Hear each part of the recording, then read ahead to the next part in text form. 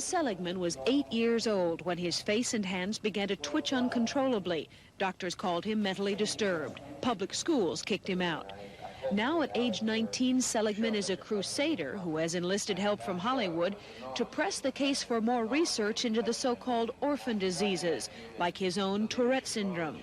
Diseases so rare that drug companies find it unprofitable to develop cures. I think one of the problems with many orphan diseases is they're just not getting diagnosed properly because the doctors have never heard of them. And when they are diagnosed, the doctors either go for the drug of choice, whether it works or not for that particular patient, or doesn't do anything because he doesn't really look. Actor Jack Klugman read a script from an episode of the medical series Quincy, in which the final scene is an impassioned plea for funds before a congressional committee just like this one. You could start with tax incentives, loan guarantees, help subsidize the enormous cost of clinical testing, maybe cover their liability insurance. If the patents don't run long enough, extend them. Congress can do that.